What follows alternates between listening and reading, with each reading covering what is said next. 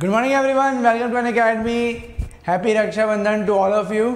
So I hope कि आप लोगों को मेरी वॉइस एंड वीडियो क्लियर होगा. मैं यहाँ पे आप लोगों के साथ जो डिस्कस करने आया हूँ, यहाँ पे अब हम लोगों ने EMFT स्टार्ट करना है. ठीक है, पहले अभी हम लोगों ने कम्युनिकेशन देखा. नेक्स्ट पूरे लास्ट जो 8 डेज थे उसमें हम लोग कम्युनिकेशन के सारे चैप्टर्स की थ्योरी और उसके फॉर्मूलेज और उसके क्वेश्चंस लगाए जो इम्पोर्टेंट है ना. और अब हम लोग EMFT का थ्योरेटिकल पार्ट और उसके जो इम्पोर्टेंट चैप्टर्स हैं उनके न्यूमेरिकल्स. ठीक है, देखो हर चैप्टर ना इम्पॉर्टेंट नहीं है न्यूमेरिकल पॉइंट ऑफ व्यू से, इसीलिए कई चैप्टर ऐसे भी हैं जिनको आपको न्यूमेरिकल के पॉइंट ऑफ व्यू से नहीं, सिर्फ थ्योरेटिकल बैकग्राउंड ही क्लियर रखना जरूरी होगा. ठीक है, तो ये चीज़ आप ध्यान रखना कि आपको हर चैप्टर को पूरा क्वेश्चन के साथ सॉल्व करना जरूरी नहीं है, क्योंकि कई क्वेश्चन ऐसे रहेंगे जो डायरेक्टली फॉर्मूला बेस पे आपका सॉल्व हो जाएगा. ठीक है, तो चलो before starting the session let me introduce my self. So this is Saket Verma and I have done MTech from IIT Guwahati and cracked PSU exams like Airport Authority of India, DRDO and Bharat Electronics Limited. I am having more than 11-year experience in the field of GATE and ESE and I have mentored more than 25,000 students in the country. So I take subject communication system, EMFT and advanced communication system. अगर आप plus subscription लेना चाहते हैं, क्योंकि plus subscription में आपको ऐसे पूरा टॉप एजुकेटर का एक पुल मिलता है जिसमें आप आराम से अपनी प्रिपरेशन को कंप्लीट कर सकते हैं, है ना. तो ऐसे केस में आपको जुड़ना चाहिए अनअकैडमी प्लस में. और अनअकैडमी प्लस में जुड़ते समय आपको जो कोड अप्लाई करना है दैट कोड इज साकेत10. ठीक है, और जब आप प्लस सब्सक्रिप्शन में जुड़ते हो तो आपको क्या क्या चीज़ें मिलती हैं ये आप देख लो. आप जब प्लस सब्सक्रिप्शन लेते हो आप एक एग्जाम की नहीं मल्टीपल एग्जाम की तैयारी कर सकते हो. मतलब गेट और ESE के अलावा जितने भी और एग्जाम्स होंगे सभी की तैयारी आपकी प्लस से हो जाएगी. ठीक है, तो प्लस का सब्सक्रिप्शन आपको लेना चाहिए और इसमें आपको मिल जाता है लाइव क्लासेस, इसमें आपको मिलता है क्रैश कोर्स और इसमें आपको मिल जाएगा रैंक इम्प्रूवमेंट बैच. ये 3 सेपरेट कैटेगरी है जिसमें आप ऑटोमेटिकली एनरोल हो जाएंगे, है ना. और फोर्थ, अगर कोई भी PSU का बैच बनता है तो वो PSU के बैच में भी आप ऑटोमेटिक यहाँ पे एनरोल हो जाएंगे, यानी कि उसको एक्सेस कर सकेंगे. और इसके बाद अगर हम लोग बात करें, ये वीकली टेस्ट होगा आपका, डाउट सॉल्विंग सेशंस भी होंगे और इंग्लिश और हिंदी दोनों में बैचेस होंगे. ठीक है, अब इनके अलावा मैं आपसे बताऊं कि आइकॉनिक सब्सक्रिप्शन की अगर हम लोग बात करें ना तो वो इससे एक और स्टेप ऊपर है. ठीक है, मतलब आपको ये 4 चीज़ें मिल रही थी, अब आपको 5वां चीज़ मिल जाएगा पर्सनल कोच. पर्सनल कोच क्या होता है, आपके पूरे स्टडी को प्लान करेगा, साथ में आपके टेस्ट को एनालाइज करेगा और आपको वीक पोर्शन स्ट्रॉन्ग पोर्शन सारी चीज़ों के बारे में बताएगा. और साथ ही साथ आपके पास स्टडी बूस्टर सेशंस भी होंगे. ठीक है, ये स्टडी बूस्टर सेशंस क्या होंगे, जैसे कि कोई एक टॉपिक हमारा वीक रह जाता है तो उस पर्टिकुलर टॉपिक पे आपका सेपरेट एक वर्कशॉप लगाया जाएगा जिससे आपको उस टॉपिक में कमांड आ सके. और इन सब चीज़ों के बेनिफिट के साथ साथ आपको स्टडी मटेरियल भी प्रोवाइड किया जाएगा. तो ये सारी चीज़ें आपको मिलती हैं. अगर आप यूज़ करते हैं मेरा कोड साकेत10 ड्यूरिंग द प्लस सब्सक्रिप्शन तो आपको मैक्सिमम डिस्काउंट मिलेगा 1 ईयर, 1.5 ईयर और 2 ईयर के कोर्स में, और आप 6 मंथ्स और 3 मंथ्स भी ट्राई कर सकते हैं. ठीक है, अगर आइकॉनिक में भी जाओगे तो आपको 1 ईयर, 1.5 ईयर और 2 ईयर का सब्सक्रिप्शन मिलता है. देन अगर हम लोग हर संडे को सुबह कॉम्बैट देंगे तो क्या फ़ायदा होगा, तो हर संडे को सुबह यानी कि आज सुबह 11 बजे अगर आप कॉम्बैट देते हो मेरे जस्ट सेशन के बाद तो आपको उसमें मैक्सिमम डिस्काउंट मिलने की पॉसिबिलिटी है, क्योंकि ये एक free of cost scholarship test है. स्कॉलरशिप टेस्ट में आपको पार्टिसिपेट करने के लिए आपको यूज़ करना होगा एक कोड जो कि फ्री ऑफ कॉस्ट है. तो ये साकेत10 कोड यूज़ करके आप एनरोलमेंट कर लेना किसमें, स्कॉलरशिप टेस्ट में. अब स्कॉलरशिप टेस्ट आपने ले लिया, इसके बाद आपको क्या करना रहेगा, नेक्स्ट स्टेप आपको 1 घंटे का टेस्ट देना रहेगा जिसमें आपको 20 क्वेश्चंस दिए जाएंगे. अगर उस टेस्ट में आपकी स्पीड और एक्यूरेसी अच्छी रही तो आपका एक पॉइंट टेबल बनेगा और पॉइंट टेबल में अगर आप अंडर 100 आते हो तो आपको मैक्सिमम डिस्काउंट मिल जाएगा 75% तक का. ठीक है, तो ये बेनिफिट है आपको कब, अगर आप ये कॉम्बैट देते हो, है ना. और जो हमारे बैचेस हैं गेट 22 और गेट 23 के लिए हमारे बैचेस स्टार्ट हो चुके हैं. तो ये 18 अगस्त से स्टार्ट हुआ है ना. और एक गेट 23 के लिए है, एक आपका गेट 22 के लिए है. Accelerate batch is for rank improvement batch and that is nothing but for GATE 22 और ये आपका गेट 23 के लिए. इलेक्ट्रॉनिक्स इलेक्ट्रिकल दोनों ही स्टूडेंट इसमें आ सकते हैं. स्पेशल क्लास के फीचर्स की मैं बात करूं तो यहाँ पे आपको इंटरेक्टिव लाइव क्लासेस मिलेगा एंड देन पोल्स मिलेंगे आपको लर्नर्स के थ्रू. और साथ में मतलब पोल्स लर्नर के लिए इसमें आप अपना कंपटीशन देख सकते हो amongst the different students and you never miss a class and also lecture notes are provided and anytime anywhere you can access the data. ठीक है। सो बग्स बाउंटी में क्या होता है, तो यहाँ पे आपका इनएप्रोप्रिएट कंटेंट आपको कोई भी दिखता है तो आप उसको रिपोर्ट करके बता सकते हैं कि आपको कुछ मिस्टेक मिला या कुछ इनएप्रोप्रिएट चीज़ें मिली, तो आप वो फॉर्म फिलअप करके बता सकते हैं। ठीक है, तो चलो अब हम लोग स्टार्ट करते हैं हमारा सेशन आज का। तो मैं पहले आप लोगों को ना इसमें बता दूंगा कि क्या क्या चीज़ें हम लोग इस पूरे 5 to 6 डेज में करने वाले हैं, और उसके बाद हम लोग 1 by 1 चैप्टर को डिस्कस करेंगे। ठीक है, तो ये हमारा आज का स्टडी प्लानिंग होगा। ठीक, अब देखो होता क्या है ना यार, ईएमटी सब्जेक्ट ना काफ़ी आसान लगता है, क्योंकि अगर हम इलेक्ट्रोस्टैटिक और मैग्नेटोस्टैटिक को हटा दें, अगर हम इलेक्ट्रोस्टैटिक मैग्नेटोस्टैटिक को कंसिडर करते हैं ना, तो थोड़ा सा वो वाला पार्ट टफ हो जाता है। लेकिन बार्क में आपको इलेक्ट्रोस्टैटिक मैग्नेटोस्टैटिक आ सकता है, तो इसीलिए हम देखेंगे कि अगर टाइम मिले तो हम उसको भी डिस्कस करेंगे। तो मेरा चैप्टर का जो फ्लो होगा वो आप देख लो कि किस तरीके से हम स्टडी करेंगे। बीइंग एन इलेक्ट्रॉनिक्स स्टूडेंट, हम लोग किस तरीके से इस सब्जेक्ट को स्टडी करेंगे। ठीक है, तो इलेक्ट्रोमैग्नेटिक्स ये हमारा सब्जेक्ट है। अब इसमें हम लोग सबसे पहले क्या पढ़ने वाले हैं, ठीक है, आज का जैसे कि डेट है 22 अगस्त। ठीक है, तो 22 अगस्त को हम लोग पढ़ेंगे coordinate system and del operator.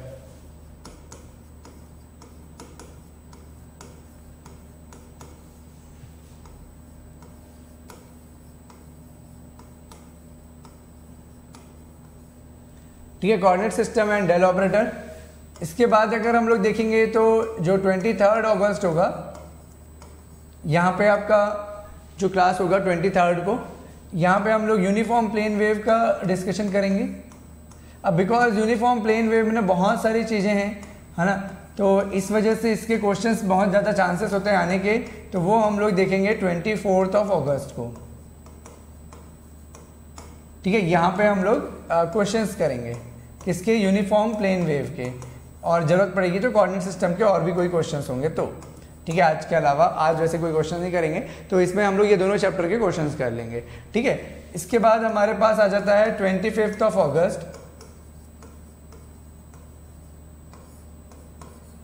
ठीक है, तो 25 अगस्त को हम लोग पढ़ेंगे ट्रांसमिशन लाइन, जो कि अगेन एक इंपॉर्टेंट टॉपिक हो जाएगा।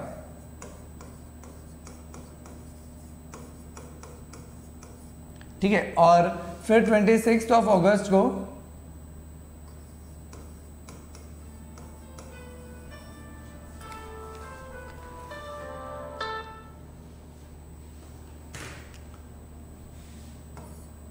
ठीक है, फिर ये 26 अगस्त को हम देखेंगे वेव गाइड।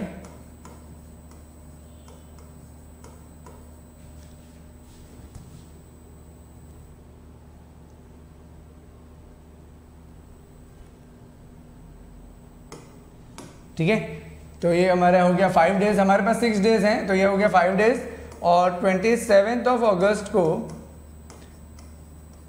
है ना, यहाँ पे हम लोग ना वेव गाइड और एंटीना दोनों देख लेंगे, क्योंकि 1 घंटे के अंदर हमको कंप्लीट करना रहेगा। तो ये वेव गाइड तो बहुत ही छोटा है, तो वेव गाइड और एंटीना दोनों देख लेंगे। और 27 अगस्त को ना कुछ हम लोग पार्ट ना इलेक्ट्रोस्टैटिक और मैग्नेटोस्टैटिक का डिस्कस कर लेंगे, ताकि रिकॉल हो जाए। ठीक है, इलेक्ट्रोस्टैटिक एंड मैग्नेटोस्टैटिक।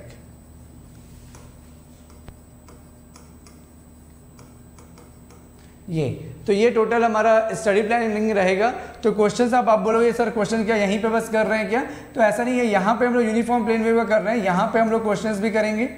ठीक है, यहाँ पे भी हम लोग क्वेश्चंस करेंगे जो छोटे छोटे क्वेश्चंस हैं, और यहाँ पे भी हम लोग क्वेश्चंस करेंगे जो बचे हुए होंगे, अदरवाइज हम इसमें थ्योरी पढ़ सकते हैं। ठीक है, तो ये हमारा क्वेश्चन का इस पूरे परमाणु बैच में इलेक्ट्रोमैग्नेटिक का फ्लो होगा। ठीक है, तो ये पूरा आप लोग डेट याद रख सकते हैं, स्क्रीनशॉट ले सकते हैं, ताकि जब भी आपको याद आए कि आपको सपोज करो कि कोई एक चैप्टर ही पढ़ना है या सिर्फ आपको क्वेश्चन सॉल्व करने हैं, तो आप इसमें से कौन से सेशन को अटेंड करोगे ये भी आप देख सकते हो। मैं आप लोग के लिए बहुत ही क्रिस्टल क्लियर कर दिया हूँ चीज़ों को। ठीक है, तो ये हो गया आपका सभी को। ठीक है, चलो अब आते हैं हम लोग कोऑर्डिनेट सिस्टम में।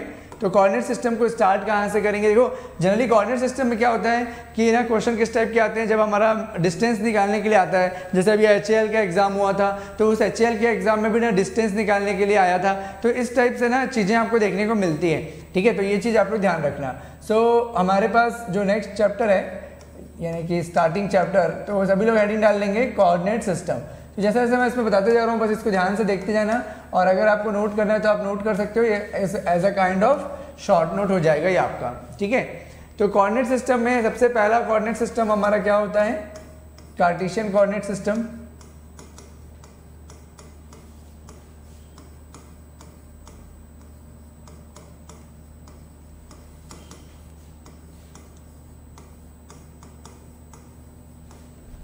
ठीक है, कार्टेशियन कोऑर्डिनेट सिस्टम। इस कार्टेशियन कोऑर्डिनेट सिस्टम में, हाँ, कार्टेशियन कोऑर्डिनेट सिस्टम में हमारे पास कौन कौन से पैरामीटर हैं, तो the parameters are x Y z, और इन एक्स वाई जेड की जो रेंज होगी वो कहाँ से कहाँ तक होगी, तो ये होती है आपकी -इन्फिनिटी से इन्फिनिटी तक। ठीक है, तो ये पहला चीज़ जो आपको मालूम होना चाहिए कार्टेशियन कोऑर्डिनेट सिस्टम के बारे में। ठीक है, तो खैर ये तो सभी को पता ही होता है, स्टिल मैं सबको लिखते जा रहा हूँ कि क्या क्या चीज़ें आपको ध्यान होनी चाहिए। ठीक है, अब इसमें हमारे पास 3 अलग अलग डायरेक्शंस आ रहे हैं, एक्स वाई एंड जेड। तो इसमें जो यूनिट वेक्टर्स आएंगे वो हो जाएंगे A x, A Y and A Z. ठीक है, A x, A Y, A Z are orthogonal unit vectors. ठीक है, ऑर्थोगोनल यूनिट वेक्टर्स, इसका मतलब ये हो गया कि तीनों एक दूसरे से ऑर्थोगोनल है। ठीक है, ये वाला पॉइंट हमको पता है। नेक्स्ट पॉइंट, ये एक पॉइंट हो गया। नेक्स्ट पॉइंट क्या है कि ए एक्स के साथ डॉट प्रोडक्ट, या ए वाई का ए वाई के साथ डॉट प्रोडक्ट, या फिर ए जेड का ए जेड के साथ डॉट प्रोडक्ट, ये हो गया 1। ठीक है, नेक्स्ट हमारे पास क्या आ जाता है, ए एक्स का ए वाई के साथ डॉट प्रोडक्ट 0, ए वाई का ए जेड के साथ dot product 0, and A Z का ए एक्स के साथ डॉट प्रोडक्ट ये भी 0। यही तो बताता है ऑर्थोगोनल है। ठीक है, ठीक है, तो ये हमारे पास ये सारे पॉइंट्स हो गए। अब अगर हमको कोऑर्डिनेट सिस्टम को ड्रॉ करना है, तो ये कोऑर्डिनेट सिस्टम अगर आप बोलोगे कि सर ड्रॉ ही नहीं किया आप, तो चलो ड्रॉ भी कर देते हैं, क्योंकि ड्रॉ करने में वैसे तो कुछ खास स्पेशल ध्यान नहीं रखना है। हमको ये ध्यान रखना है कि सारी चीज़ें जो एक्स वाई और जेड हैं ये एक दूसरे से, मतलब ये जो डायरेक्शंस हैं वो एंटी क्लॉकवाइज डायरेक्शन में होना चाहिए। जैसे कि अगर आप ए एक्स और ए वाई का क्रॉस प्रोडक्ट करते हो, है ना, एंटी क्लॉकवाइज डायरेक्शन में, एक्स से वाई की तरफ अगर आप मूव करोगे तो आपको थर्ड वेरिएबल मिल जाएगा, थर्ड यूनिट वेक्टर मिल जाएगा जेड। ठीक है, और अगर आप मान लो वाई से जेड तक का क्रॉस प्रोडक्ट करते हो, वाई से लेके जेड तक का, तो आपको मिल जाएगा ए एक्स। ठीक है, फिर यहाँ से जेड से लेके एक्स तक मिल जाएगा, जेड से लेके एक्स तक मिल जाएगा, तो यहाँ पे हो गया वाई। ठीक है, तो इस तरीके से हमारे पास ना बहुत सारे डिफरेंट पॉसिबिलिटीज़ होती है, यूनिट वेक्टर्स के रिलेशनशिप्स होते हैं। ठीक है, तो ये वाली चीज़ें आपको ना कई बार कैसा पूछ देता है, which one of the following is correct, तो उसमें कुछ इनकरेक्ट स्टेटमेंट लिखा रहेगा और आपको करेक्ट स्टेटमेंट बताना रहेगा, तो ये उसमें काउंट होगा, है ना। ये सारी चीज़ें आपको उसमें देखने को मिल सकती है।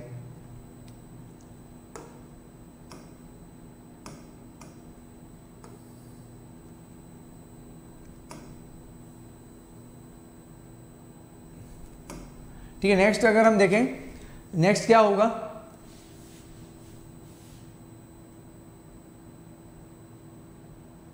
Differential length. ठीक है, तो इसमें तो डायरेक्टली कोई रिलेशनशिप की अभी जरूरत नहीं है। तो नेक्स्ट कार्टेशियन कोऑर्डिनेट का ही हम लोग फर्दर डिस्कशन कर रहे हैं, तो इसमें आ जाते हैं हमारे पास डिफरेंशियल लेंथ।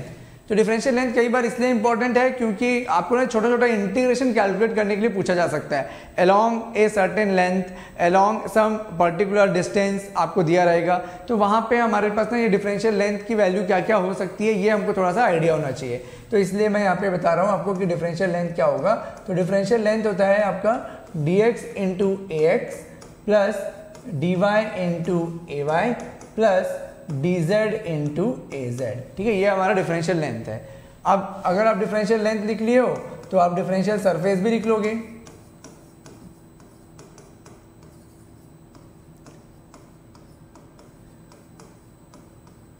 ठीक है, तो डिफरेंशियल सरफेस क्या होगा, ds is equal to dx into dy a Z cap, then dy into dz ax cap, then dz into dx ay cap. ठीक है, तो ये हो गया हमारे पास डिफरेंशियल सरफेस।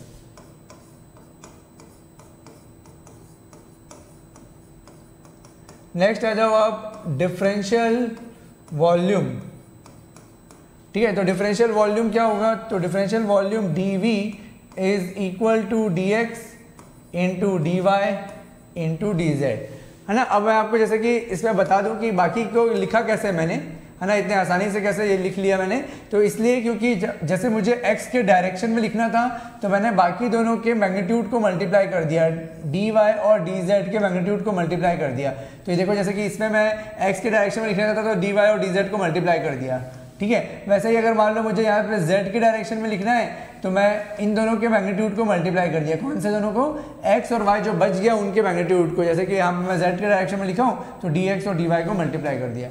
वॉल्यूम लिखने के लिए ना तीनों को मल्टीप्लाई कर दो, तीनों को मतलब कौन कौन सा, तीनों डिफरेंशियल लेंथ में यूनिट वेक्टर के जो भी कोफिशिएंट्स होंगे उनको मल्टीप्लाई कर दो। जैसे ax का कोफिशिएंट क्या है dx, ay का कोफिशिएंट क्या है dy, az का कोफिशिएंट क्या है dz, तो ये तीनों को आप मल्टीप्लाई कर दो, ठीक है। तो ऑटोमेटिक आपको क्या मिल जाएगा, डिफरेंशियल सरफेस, ठीक है। और इसके बाद तीनों को मल्टीप्लाई कर, सॉरी डिफरेंशियल वॉल्यूम, तीनों को मल्टीप्लाई करेंगे तो डिफरेंशियल वॉल्यूम, ठीक है। तो ये हमारे पास आ जाएगा। और किसी दो को मल्टीप्लाई करेंगे तो डिफरेंशियल सरफेस, क्योंकि सरफेस हम लोग निकालेंगे तो 2 डायमेंशनल होगा, वॉल्यूम निकालेंगे तो 3 डायमेंशनल हो जाएगा। तो इसीलिए हमको 3 कोऑर्डिनेट सिस्टम की जरूरत पड़ेगी, यानी कि तीनों डायरेक्शन में लेंथ की जरूरत पड़ेगी। तीनों डायरेक्शन में जो लेंथ है वो dx, dy और dz है, ठीक है। हमेशा डिफरेंशियल लेंथ को हम लोग पॉजिटिव लेते हैं और उसके यूनिट को उसके लिमिट से हम लोग उसके डायरेक्शन को कंपनसेट करते हैं, ठीक है। ये भी पता है आपको। नेक्स्ट आ जाते हैं,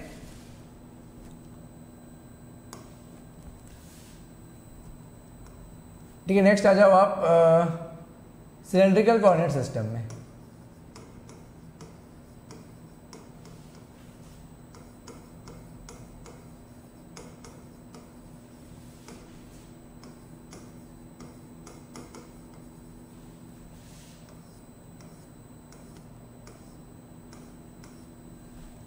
ठीक है, तो आ जाओ आप सिलेंड्रिकल कोऑर्डिनेट सिस्टम में।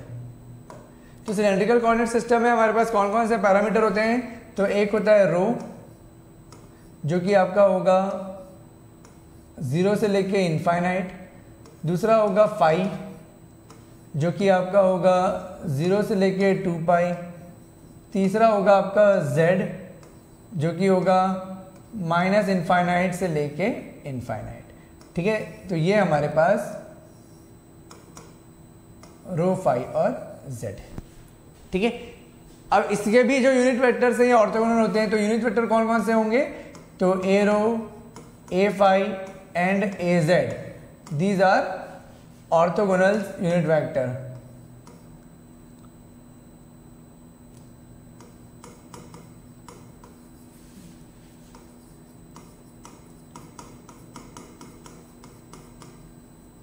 ठीक है। अब ऑर्थोगोनल मतलब डॉट प्रोडक्ट 0 और सेम डायरेक्शन में डॉट प्रोडक्ट 1, ठीक है। बाकी और कुछ जरूरत नहीं है इसमें, ठीक है। मतलब आप दोबारा लिखने की जरूरत नहीं है ना एक्चुअली। चलो मैं फटाफट लिख ही देता हूं।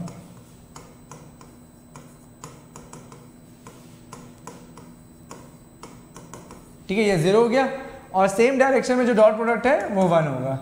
तो a rho dot a rho and A phi dot a phi and A z dot a z, ये 1 हो गया, ठीक है। और अब हम लोग क्योंकि एक कोऑर्डिनेट सिस्टम ऑलरेडी पढ़ चुके हैं, तो इस सिलेंड्रिकल कोऑर्डिनेट सिस्टम का सिलेंड्रिकल कोऑर्डिनेट सिस्टम का कार्टेशियन कोऑर्डिनेट सिस्टम के साथ क्या रिलेशन है, ये आप लोगों को याद रहना चाहिए। क्योंकि कई बार ना जैसे हमको डिस्टेंस कैलकुलेट करना बोलेगा, बहुत ही सिंपल, एक पॉइंट आपको कार्टेशियन कोऑर्डिनेट सिस्टम में देगा, दूसरा पॉइंट आपको सिलेंड्रिकल कोऑर्डिनेट सिस्टम में देगा और बोलेगा दोनों के बीच का डिस्टेंस कैलकुलेट करो। तो या तो आपको कार्टेशियन वाले को सिलेंड्रिकल में कन्वर्ट करना पड़ेगा या तो सिलेंड्रिकल वाले को कार्टेशियन में कन्वर्ट करना पड़ेगा, तभी आप डायरेक्टली डिस्टेंस निकाल पाओगे, अदरवाइज आप नहीं निकाल पाओगे। इसीलिए हमारे लिए इंपॉर्टेंट है कि ये दोनों पॉइंट्स को कैसे हम लोग एक कोऑर्डिनेट सिस्टम से दूसरे कोऑर्डिनेट सिस्टम में ट्रांसफॉर्म करते हैं, ये आपको मालूम रहना चाहिए, ठीक है। तो जैसे कि मान लो आपको निकालना है रो, ठीक है। तो रो क्या होगा आपका, चलो पहले x से स्टार्ट करते हैं। x अगर आपको निकालना है तो x इज इक्वल टू होगा रो कॉस फाई, ठीक है। और y इज इक्वल टू होगा रो साइन फाई, ठीक है। और z इज इक्वल टू होगा z,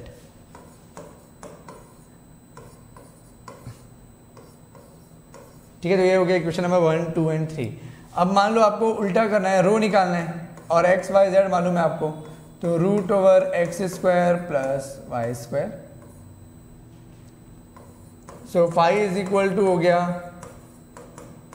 tan inverse y upon x, ठीक है, और z इज इक्वल टू हो गया z। तो इसको ले लो equation number 4, equation number 5 and equation number 6। तो ये हमारे पास कन्वर्जन है। अगर मान लो आपको कोऑर्डिनेट्स दिए हुए हैं रो, फाई और जेड और आपको निकालना है एक्स वाई जेड, तो आप इन तीनों इक्वेशन का यूज करोगे। अगर आपके पास कोऑर्डिनेट्स हैं एक्स वाई और जेड, अगर आपको निकालना है रो, फाई और जेड यानी कि parameter of the cylindrical coordinate system, आप यूज करोगे ये तीनों इक्वेशन। ठीक है, चलो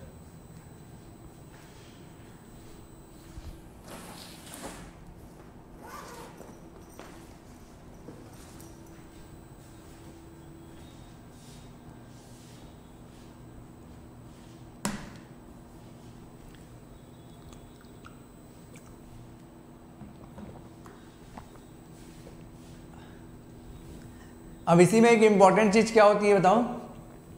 यहाँ से आने के बाद हम लोगों को वेक्टर का ट्रांसफॉर्मेशन भी कई बार हो सकता है कि यूज़ हो जाए, है ना। तो इसलिए आपको ये जब आपने याद रखा ही हुआ है तो आपके लिए वेक्टर का ट्रांसफॉर्मेशन भी बहुत आसान हो जाता है ना।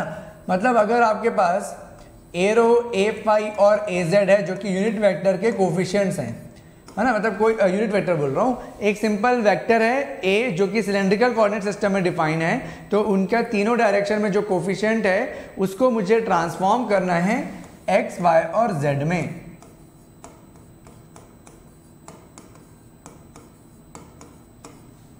ठीक है, तो इन सच केस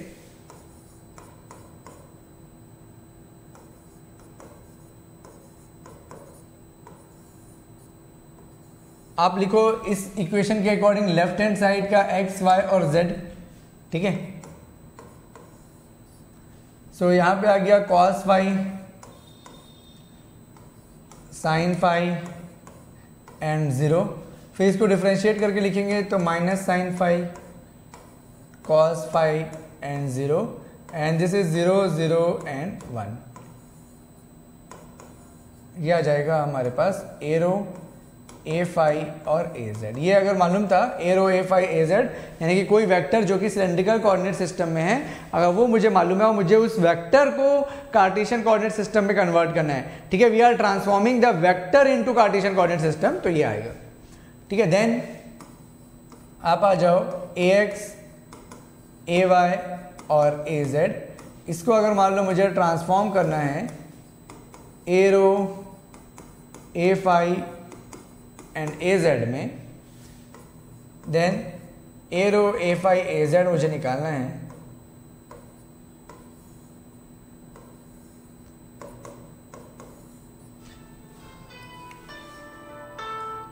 ठीक है, ए rho, A phi, A Z मुझे निकालना है और यहाँ पे मेरे पास एक्स, वाई और जेड गिवन है, तो this will be cos phi minus sine phi 0 and sine phi, cos phi and 0 and then 0, 0 and 1। ठीक है, and this will be a x, A Y and A Z. ठीक है, कुछ इस तरीके से। क्लियर? तो इस तरीके से आपको ध्यान रखना है और आराम से आप वेक्टर को ट्रांसफॉर्म कर सकते हो। तो अभी हमने क्या क्या देख लिया कि सिलेंड्रिकल कोऑर्डिनेट सिस्टम के पॉइंट्स क्या क्या होते हैं, है ना, उसको कैसे हम कन्वर्ट करते हैं एक कोऑर्डिनेट को दूसरे कोऑर्डिनेट में, और साथ में हमने उसके वेक्टर का ट्रांसफॉर्मेशन भी देख लिया है। ठीक है, अब इसमें हमारे पास जो नेक्स्ट बचेगा वो है differential length, surface and volume. ठीक है, तो नेक्स्ट अब हम यहाँ पे लिखेंगे differential length. So differential length in the cylindrical coordinate system.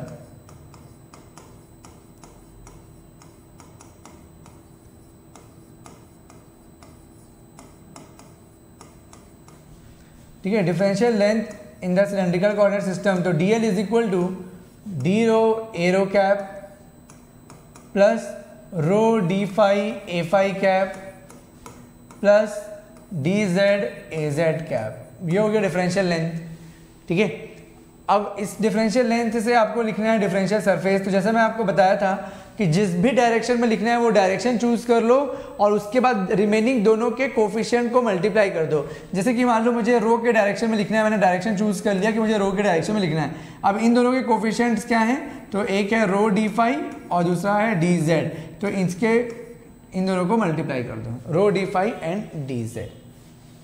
ठीक है, देन हमारे पास आ गया ए फाई। ठीक है, ए फाई, अब ये फाई के डायरेक्शन में बाकी दोनों को हम लोग मल्टीप्लाई कर देते हैं, तो ये हो गया d rho and D Z. ठीक है, और फिर यहाँ पे हम और लिख देते हैं, अगर मान लो मुझे जेड के डायरेक्शन में लिखना है तो ये कितना आ जाएगा, रो डी फाई। ठीक है, तो जेड के डायरेक्शन में हो गया रो डी फाई। तो ये होता है आपके पास डिफरेंशियल सरफेस। नेक्स्ट आ जाओ डिफरेंशियल वॉल्यूम। तो डिफरेंशियल वॉल्यूम के लिए क्या करना पड़ेगा, तीनों कोफिशिएंट्स को हमको एक्स्ट्रा मल्टीप्लाई करना पड़ेगा। ठीक है, तो तीनों के कोफिशिएंट्स को हम मल्टीप्लाई कर दें तो ये आ जाएगा rho D phi and then D Z, rho D phi D Z. ठीक है, तीनों के कोफिशिएंट्स को हमने मल्टीप्लाई कर दिया, rho D phi D Z. तो इस तरीके से हमारे पास डिफरेंशियल वॉल्यूम भी आ गया।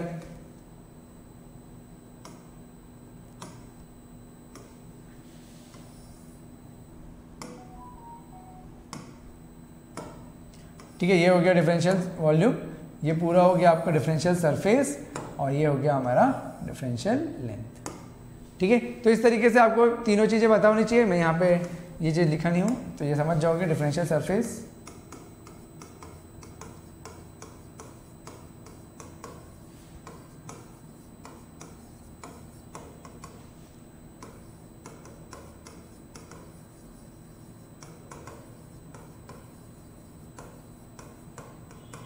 ठीक है। तो differential surface, length and volume, तो ये तीनों हमारा आराम से हो गया। कौन कौन सा चीज़ें, एक हो गया कार्टेशियन और दूसरा हो गया सिलेंड्रिकल। ठीक है, नेक्स्ट आ जाओ आप स्फेरिकल कोऑर्डिनेट सिस्टम में। So in case of spherical coordinate system, how do you define it? So spherical coordinate system,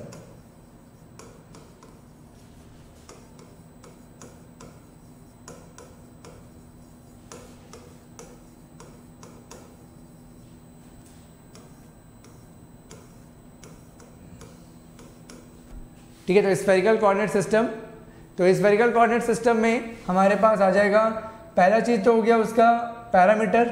ठीक है, उसके पैरामीटर्स क्या क्या होते हैं, are, theta and phi. So r की वैल्यू कहाँ से कहाँ तक होगी, 0 से लेके इनफाइनाइट, क्योंकि आर क्या है, रेडियस। सेकेंड है आपका थीटा, थीटा क्या होता है, 0 से लेके 180 डिग्री मतलब पाई। और फाई की वैल्यू कहाँ से कहाँ तक होगी, 0 से लेके 2 पाई।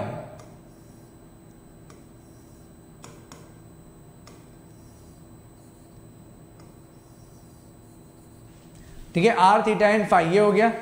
अब इसके अलावा हम लोग नेक्स्ट क्या देख सकते हैं कि इसमें भी हम लोग को आर, थीटा और फाई, ये 3 यूनिट वेक्टर्स होंगे। तो इसको भी लिख लो कि ए आर, जैसे कि ये point a are, A theta and A phi are orthogonal unit vectors.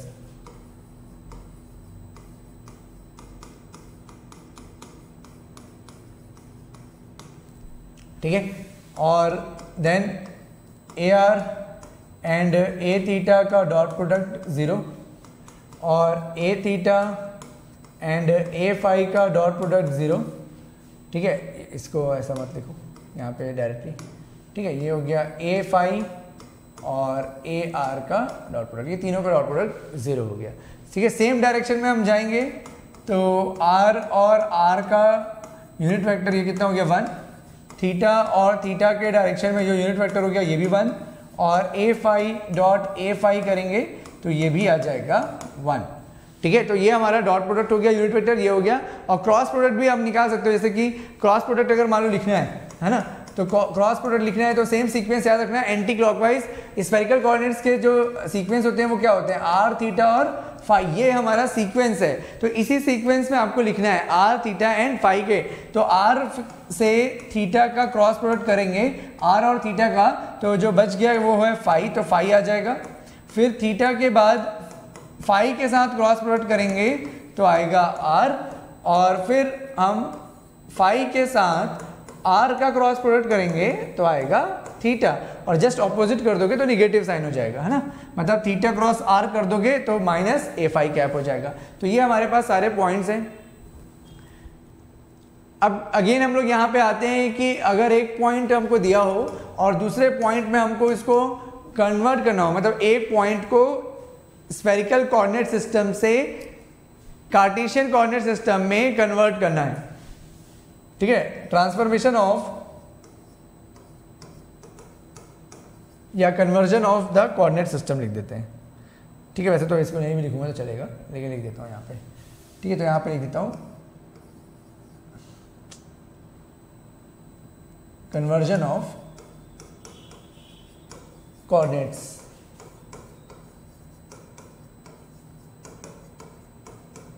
ठीक है। तो conversion of coordinates, so coordinates कैसे कन्वर्ट होंगे, तो जैसे कि मान लो मेरे पास आर थीटा और फाई दिया हुआ है, ठीक है।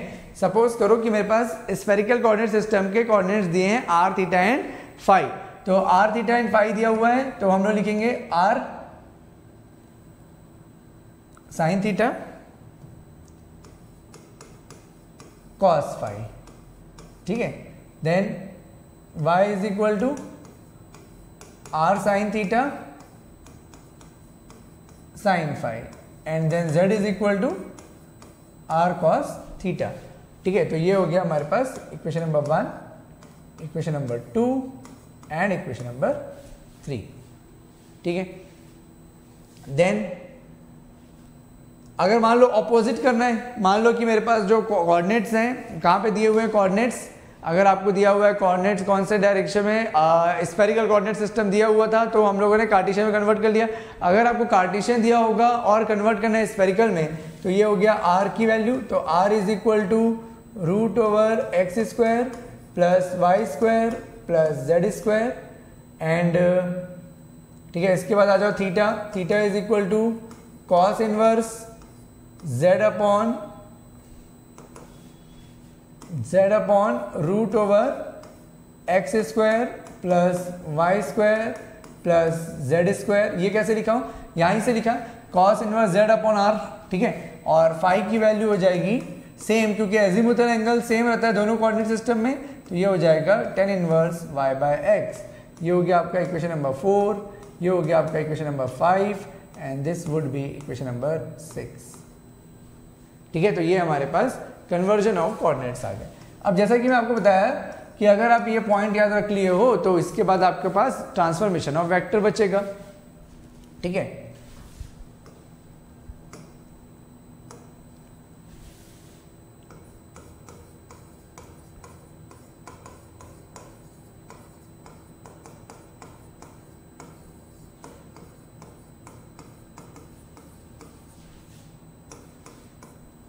ठीक है, ट्रांसफॉर्मेशन ऑफ वेक्टर्स, ठीक है। तो वेक्टर का ट्रांसफॉर्मेशन कैसे होगा, तो यहाँ पे हमारे पास आ जाएगा, मान लो इसी के अकॉर्डिंग एक्स वाई जेड, तो यहाँ पे लिख देते हैं A x A Y and A Z, ठीक है। दिस इज इक्वल टू, इसमें से कॉलम फिल कर दो, एंगल एंगल वाले टर्म को लिख लो, तो sine theta cos phi, sine theta sine phi and cos theta, ठीक है। फिर यहां से आप लिख लो कॉस थीटा कॉस फाई, ये आपको याद होना चाहिए, ठीक है।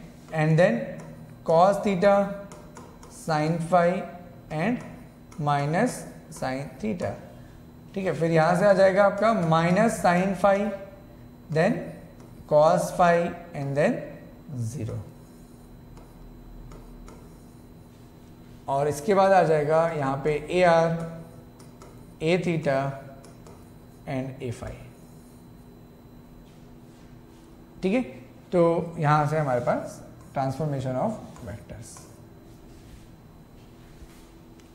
ट्रांसफॉर्मेशन ऑफ वेक्टर्स,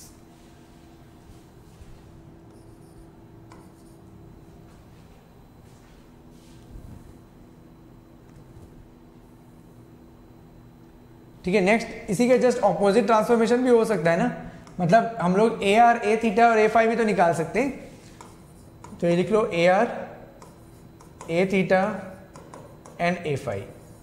अगर ये मुझे निकालना हो किसी समय, मान लो ऐसा कोई क्वेश्चन हमको दिख जाए जहाँ पे हमको वेक्टर ट्रांसफॉर्मेशन करने के लिए पूछे, क्योंकि देखो यहाँ पे ऐसा नहीं होगा कि वेक्टर को ट्रांसफॉर्म करके और कुछ फर्दर क्वेश्चन पूछे आगे, क्योंकि ये अपने आप में टाइम टेकिंग हो जाएगा।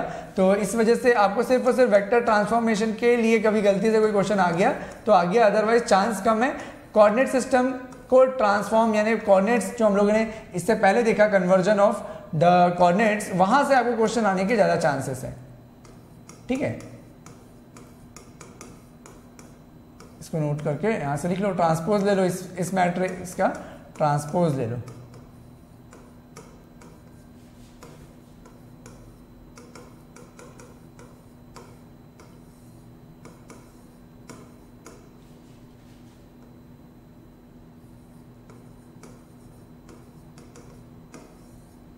ये हो गया।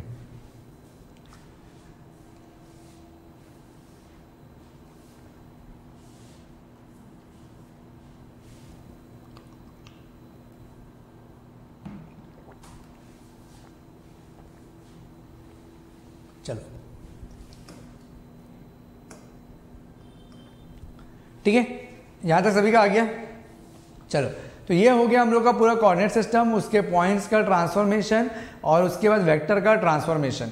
ठीक है, अब हमको क्या कैलकुलेट करना है, डेल ऑपरेटर। ठीक है, तो अब डेल ऑपरेटर में हमारे पास 3 डेल ऑपरेटर इंपॉर्टेंट है, ग्रेडियंट, कर्ल और डाइवर्जेंस।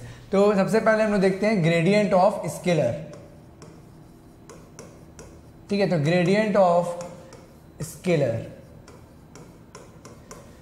तो हमेशा ग्रेडियंट स्केलर क्वांटिटी का निकालते हैं, तो ये याद रखना कि ग्रेडियंट ऑफ स्केलर और रिजल्ट जो आता है, results, gradient of scalar results vector quantity.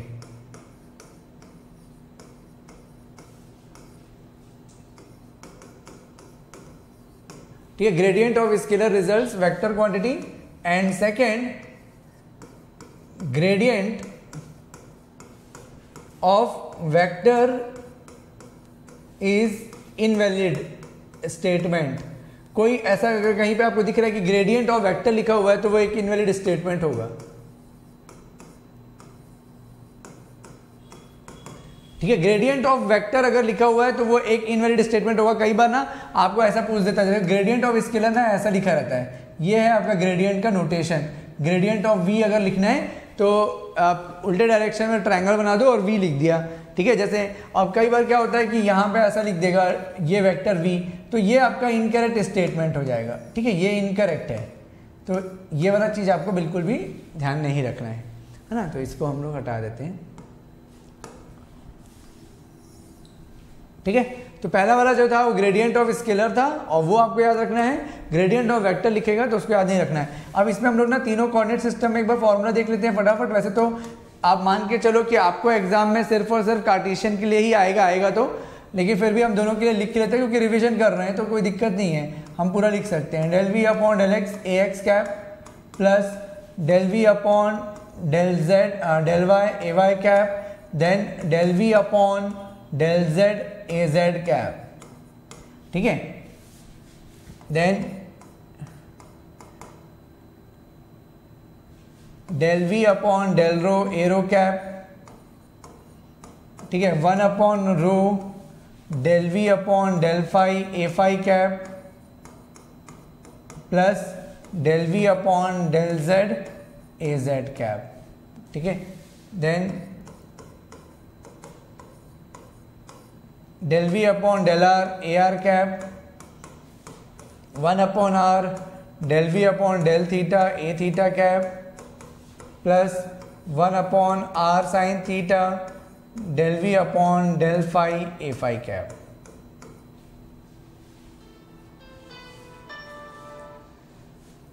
Fine, तो ये हमारे पास ओवरऑल तीनों डायरेक्शन में कोऑर्डिनेट सिस्टम में ग्रेडियंट की वैल्यू हो जाएगी। ठीक है, इसके बाद आपको ये भी ध्यान हो कि ग्रेडियंट आपको एक्चुअल में क्या कैलकुलेट करके देता है ना। तो gradient is a measure of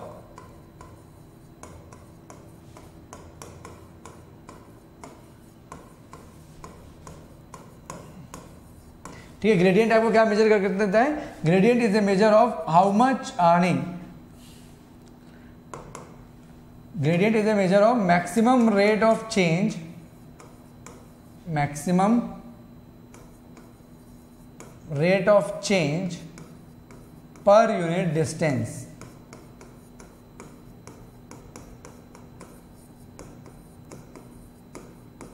ठीक है, ये एक चीज आपको कैलकुलेट करके देता है। ग्रेडियंट अगर आप किसी चीज का कैलकुलेट कर रहे हो तो आप बेसिकली क्या कैलकुलेट कर रहे हो? उस आप मेजर कर रहे हो maximum rate of change per unit distance.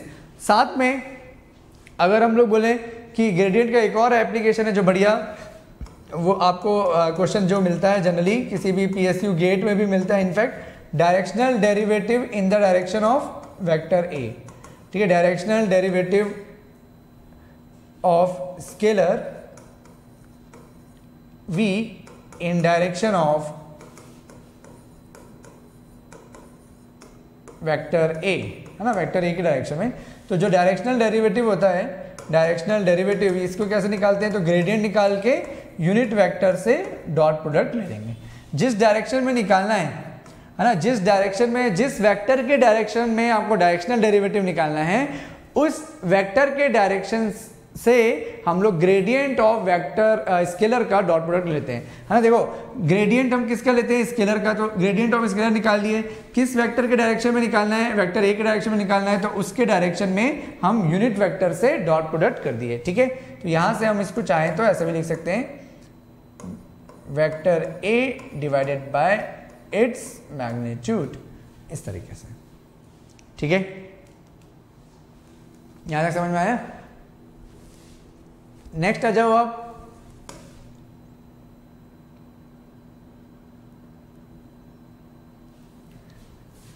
ठीक है, नेक्स्ट आ जाते हैं डाइवर्जेंस पे। Yes, correct. So divergence of vector, है ना। डाइवर्जेंस हमेशा किसका कैलकुलेट करेंगे? वेक्टर का कैलकुलेट करना है। डाइवर्जेंस हमेशा वेक्टर का कैलकुलेट करना है।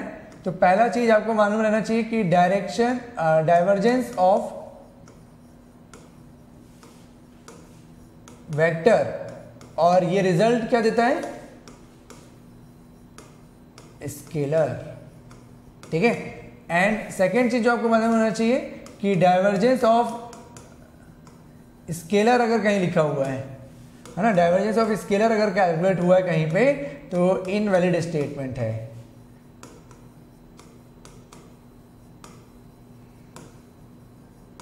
ठीक है, डाइवर्जेंस ऑफ स्केलर अगर लिखा हुआ है तो वो एक इनवैलिड स्टेटमेंट है ना। और डाइवर्जेंस को डिनोट कैसे करते हैं? तो ये डॉट प्रोडक्ट हम लोग यहाँ पे लगाते हैं। ये डेल ऑपरेटर सेम रहेगा और इसका डॉट प्रोडक्ट ले लेंगे। मान लो वेक्टर ए के साथ हमने डॉट प्रोडक्ट ले लिया, तो ये इस तरीके से डिनोट होता है डाइवर्जेंस ऑफ वेक्टर ए। ठीक है, अब इसका भी तीनों कोऑर्डिनेट सिस्टम में आप देख सकते हो कि किस तरीके से ये तीनों कोऑर्डिनेट सिस्टम में लिखा जाता है। जैसे कि कार्टेशियन कोऑर्डिनेट सिस्टम में अगर आपको लिखना है, तो क्योंकि ये एक वेक्टर है ना, ये तो वेक्टर है, तो इसका अगर आप कार्टेशियन कोऑर्डिनेट सिस्टम में लिख रहे हो तो यूनिट वेक्टर कौन कौन से होंगे? एक्स, वाई और जेड होगा। तो एक्स, वाई और जेड मतलब एक्स के डायरेक्शन में जो कंपोनेंट होगा उसको एक्स के रिस्पेक्ट में डिफरेंशिएट कर दो, वाई डायरेक्शन में जो कंपोनेंट होगा उसको वाई के डायरेक्शन में डिफरेंशिएट कर दो, और जेड डायरेक्शन में जो होगा उसको जेड के रिस्पेक्ट में डिफरेंशिएट कर दो। ठीक है, फिर आ जाओ आप डाइवर्जेंस ऑफ ए। ठीक है, अगर मान लो अब मुझे निकालना किसमें है? In cylindrical coordinate system. तो in cylindrical coordinate system 1 upon rho del upon del rho, rho into A rho, ठीक है, plus 1 upon rho del upon del phi A phi, plus del A Z upon del Z. ठीक है,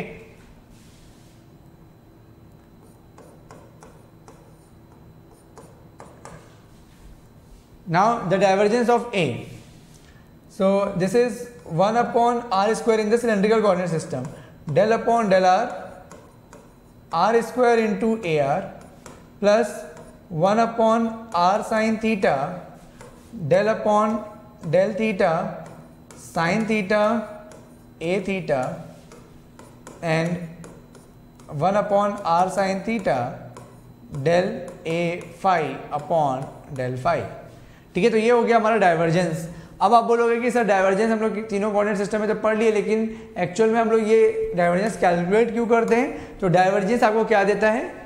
so next आप लिखोगे divergence is a measure of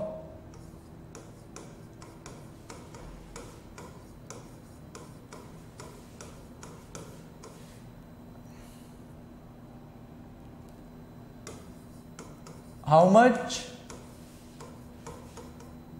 a vector field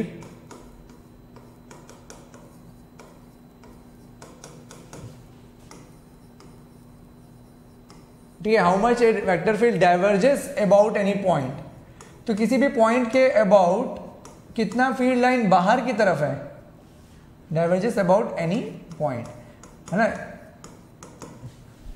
divergence is a measure of how much A vector field divergence about any point, मतलब बाहर की तरफ कितना कोई भी फील्ड जा रहा है। जैसे कि मान लो ये पॉइंट P है, इस पॉइंट P से अगर सारी की सारी फील्ड लाइन आउटवर्ड है, तो सारी की सारी फील्ड लाइन आउटवर्ड है, मतलब एक इस तरफ जा रहा है, सपोज एक इस तरफ जा रहा है, एक इस तरफ जा रहा है, एक इस तरफ जा रहा है, तो सारी की सारी फील्ड लाइन क्या है, डाइवर्ज हो रही है किसी पॉइंट के अबाउट। तो अगर ऐसे केसेस में या ऐसे पॉइंट पे जब आप डाइवर्जेंस कैलकुलेट करते हो तो वो डाइवर्जेंस हमेशा पॉजिटिव क्वांटिटी आती है ना। अगर ऐसा कोई पॉइंट जहां पे आप डाइवर्जेंस कैलकुलेट किए और उसमें वैल्यू पॉजिटिव आ रही है, इसका मतलब टोटल आउटवर्ड फ्लक्स ज़्यादा है या टोटल आउटवर्ड फील्ड ज़्यादा है, वहाँ पे फील्ड जो है वो ज़्यादा आउटवर्ड जा रही है और कम इनवर्ड आ रही है। नेट जो फील्ड का डायरेक्शन है वो आउटवर्ड है।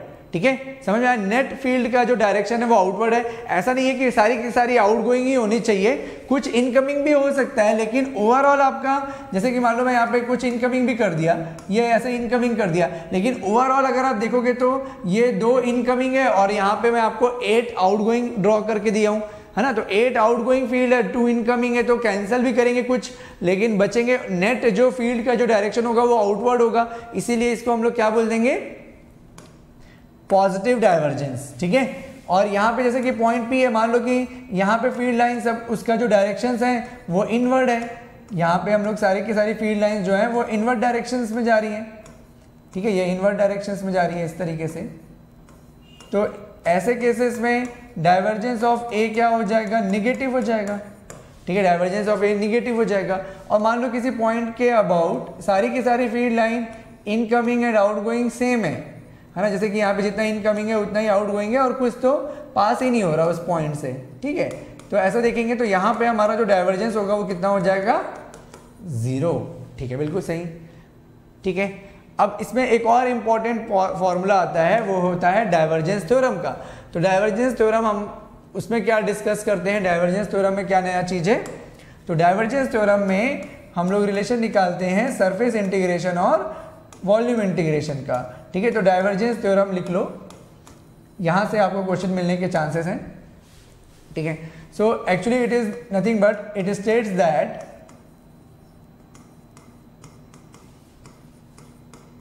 टोटल आउटवर्ड फ्लक्स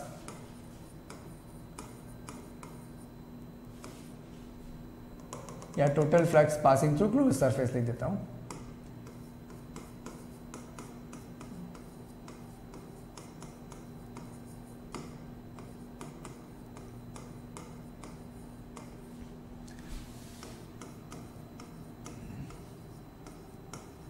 ठीक है, total outgoing flux passing through the close surface is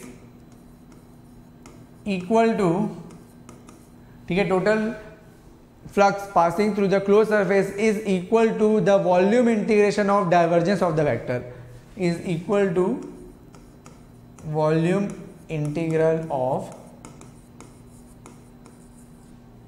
divergence of the vector.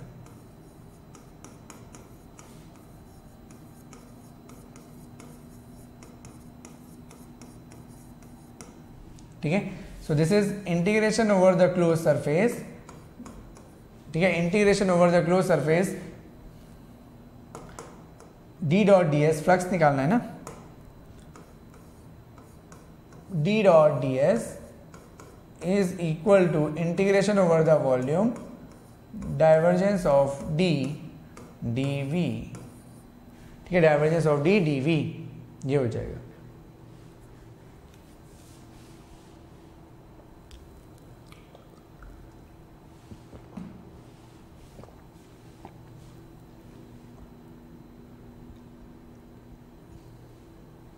ठीक है, so it gives the relationship between the close surface integration and the volume integration. ठीक है, तो ये भी आपको ध्यान रहना चाहिए, डाइवर्जेंस थ्योरम। क्लियर, यहां तक समझ में आ गया। अब लास्ट हमारे पास जो बच गया वो है कर्ल। ठीक है, लास्ट इज कर्ल।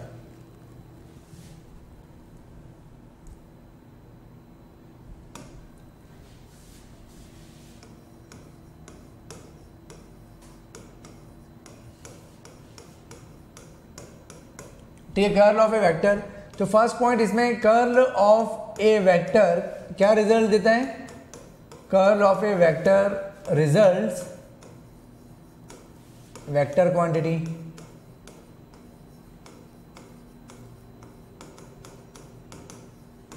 ठीक है, curl of a vector results a vector quantity.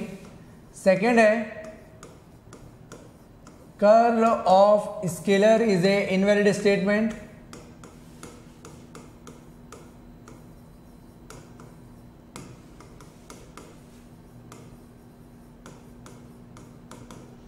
ठीक है, curl of scalar is invalid statement. तो ये दो चीजें सबसे बेसिक। अब आ जाते हैं इसके फॉर्मूलेस पे। तो फॉर्मूला क्या होता है? कर्ल ऑफ, मान लो वेक्टर ए का आपको निकालना है इन कार्टेशियन कोऑर्डिनेट सिस्टम। तो सबसे पहले आप लिखोगे तीनों का यूनिट वेक्टर, मतलब तीनों डायरेक्शन में unit vector X Y Z. फिर इसके बाद हम लोग डिफ्रेंशिएट करेंगे एक्स के रिस्पेक्ट में, डिफ्रेंशिएट करेंगे वाई के रिस्पेक्ट में एंड डिफ्रेंशिएट करेंगे जेड के रिस्पेक्ट में। फिर आप आ जाओ एक्स वाई और z, ax, ay and az। ये हो गया हमारा कार्टेशियन कोऑर्डिनेट सिस्टम में कर्ल। ठीक है, अब इसी तरह से आप कैलकुलेट कर लो इन सिलेंड्रिकल कोऑर्डिनेट सिस्टम में। सो दिस इज 1/रो A rho cap, then rho A phi cap, then az cap, del upon del rho, del upon del phi, del upon del z and then a rho a phi and az। ठीक है, ये हो गया। और last हमारे पास बन गया spherical coordinate system में। So curl of a spherical coordinate system में आपको याद रहना चाहिए ये सब, है ना, जैसे मुझे याद है वैसे ही आपको भी याद रहना चाहिए। 1/r² साइन थीटा, यहाँ से आ जाएगा ar, यहाँ से आ जाएगा r a थीटा, यहाँ से आ जाएगा r sin theta a phi, then it is del upon del r, del upon del theta, del upon del phi, then यहाँ पे आ गया ar, then यहाँ पे आ गया r a theta, then यहाँ पे आ जाएगा r sin theta a phi। ठीक है, तो this is the coordinate system. In all the 3 coordinate system we are having the curl. Now again आपके मन में जो क्वेश्चन आएगा कि sir why we are calculating the curl? So the curl we are calculating, so curl is a measure of, curl is a measure of how much a field line curl about any point. ठीक है, how much a field line curl about any point. ठीक है, curl is a measure of how much a field line curl about any point. ठीक है, how much a field line curl about any point.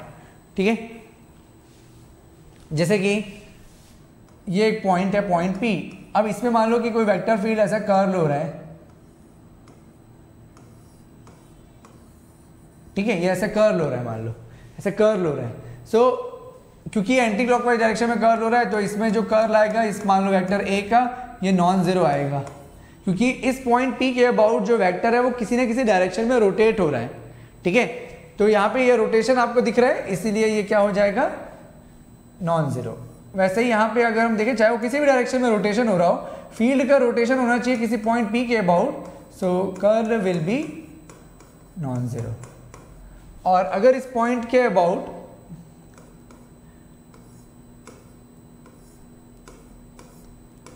मान लो इस तरीके से, है ना, इस पॉइंट के अबाउट मान लो इस तरीके से, अगर आपका, है ना, इस पॉइंट के अबाउट मान लो कोई भी फील्ड लाइन कर्ल ही नहीं हो रहा, स्ट्रेट जा रहा है, रोटेशन कोई भी नहीं है, तो रोटेशन नहीं है, तो यहाँ पे आप बोलोगे कि इस पॉइंट P के अबाउट रोटेशन नहीं है, इसका मतलब उस पर कर्ल 0 आना है। ठीक है। सेकेंड जो आपको पता होना चाहिए वो है इसका स्टोक्स थ्योरम, और स्टोक्स थ्योरम स्टेटमेंट के साथ पता होना चाहिए, क्योंकि कई बार ना स्टेटमेंट से आपको क्वेश्चन पूछे जाते हैं, स्टेटमेंट से एग्जैक्ट स्टेटमेंट याद रहना चाहिए आपको। 4 ऑप्शन, चारों में स्टेटमेंट लिखा रहेगा, तो आपको स्टोक्स थ्योरम को आइडेंटिफाई करना रहेगा, है ना, तो वो आपको पता होना चाहिए। तो यहां पे लिखो, it states that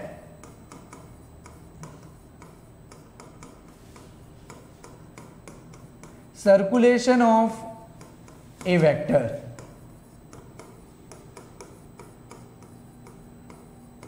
around the closed loop, circulation of a vector around the closed path, closed loop,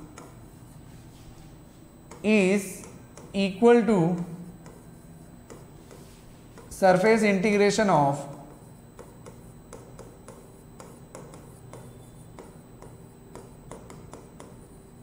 ठीक है, is equal to surface integration of, is equal to surface integration of curl of the vector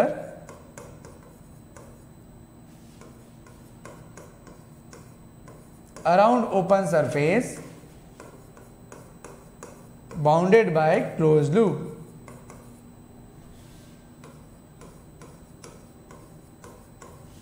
इसका statement थोड़ा सा बहुत अलग है ना, इस वजह से इंपॉर्टेंट है।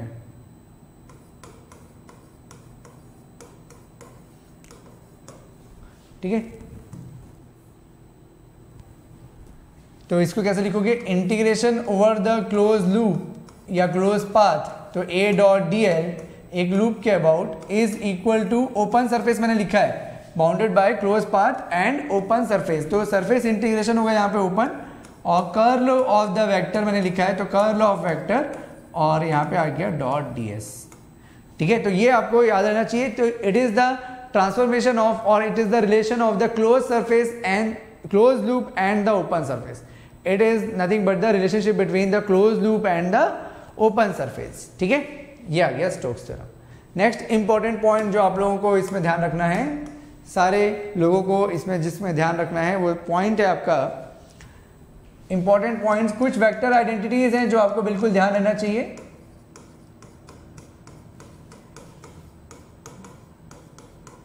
ठीक है, कुछ इंपॉर्टेंट पॉइंट्स। पहला इंपॉर्टेंट पॉइंट है, for a vector to be divergence less,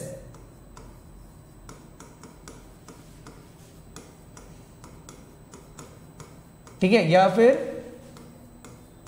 solenoid, for a vector to be divergence less और solenoid, the divergence of the vector is 0।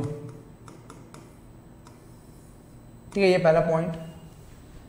दूसरा पॉइंट आपको जो ध्यान रखना चाहिए वो है, for a vector to be conservative,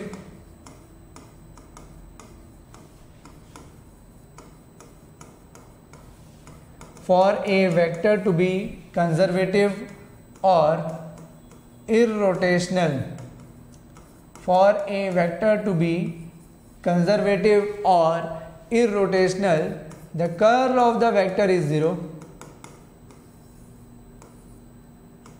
ठीक है, curl of the vector is 0। Now the third point is divergence of curl is always equal to 0।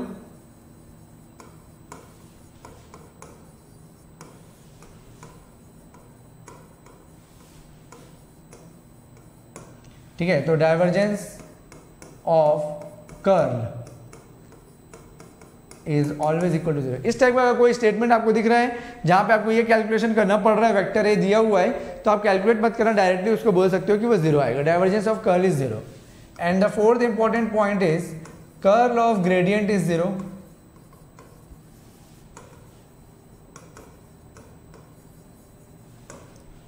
ठीक है, तो कर्ल ऑफ ग्रेडियंट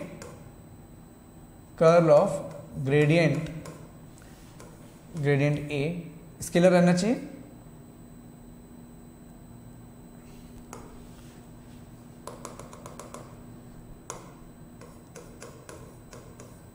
अरे ब्रैकेट की जरूरत ही नहीं है ना actually, curl of gradient of A equal to 0, ठीक है। तो ये हमारे पास 4 और ये हो गया 5th, ये सारे वेक्टर आइडेंटिटीज है। एक ना बहुत इंपॉर्टेंट क्वेश्चन आता है, उसमें ये वेक्टर आइडेंटिटी यूज होती है, तो मैं वेक्टर आइडेंटिटी लिख देता हूँ, उसको आप लोग क्वेश्चन में कैसे यूज करना है आप लोग अपने अकॉर्डिंग करना, ठीक है। तो ये वेक्टर आइडेंटिटी भी इंपॉर्टेंट रहेगा किसी किसी क्वेश्चन को सॉल्व करने के लिए। Curl of cross product of two, sorry divergence आएगा, not curl, divergence of cross product of two vectors, ठीक है। दो वेक्टर है ए और बी, उनके क्रॉस प्रोडक्ट का डाइवर्जेंस आपको कैलकुलेट करना है। ए और बी दो वेक्टर हैं, उनके क्रॉस प्रोडक्ट का डाइवर्जेंस कैलकुलेट करना है। तो ये होता है आपका B dot curl of A minus A dot curl of B, ठीक है। तो इस तरीके से हमारे पास ये 5 वेक्टर आइडेंटिटीज आ जाएंगी, और जो आपके लिए बहुत इंपॉर्टेंट है, इन सारे वेक्टर आइडेंटिटीज को याद रखोगे। और एक बता देता हूं, ये है आपका del square of vector v is equal to gradient of divergence of the vector v minus curl of vector v, ये ठीक है। तो इस तरीके से टोटल 6 वेक्टर आइडेंटिटी आ जाएंगी। कई बार क्वेश्चन आपको वेक्टर आइडेंटिटी दे के पूछता है कि कौन सा वेक्टर आइडेंटिटी करेक्ट है या इनकरेक्ट है, तो आपको एक करेक्ट वाला पता होगा, तो बाकी इनकरेक्ट को आप एलिमिनेट करके आंसर निकाल सकते हो, ठीक है। तो इस तरीके के क्वेश्चंस आपको पूछे जा सकते हैं, तो आप लोग बिल्कुल ध्यान रखेंगे।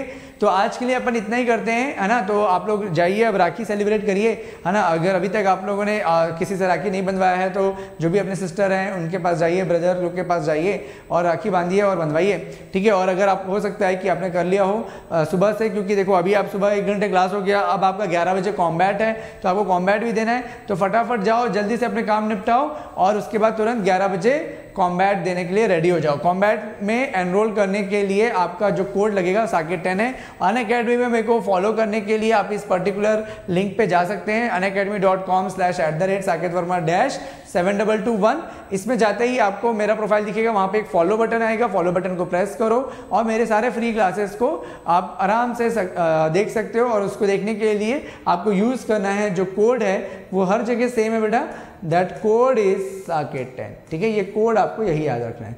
And creatives GATE EE Telegram group को सब्सक्राइब करना मत भूलना। Thank you for watching the today session. Don't forget to like the video, share the video and subscribe the channel. मिलते हैं कल at the same time. And yes, आप लोग सभी लोग मिलिए मुझे कल एट द सेम टाइम, और उसमें हम लोग लाइव अटेंड करेंगे, ठीक है। लाइव में आऊँगा। आज हमारा जो सेशन था because of the Rakhi, it is premiere.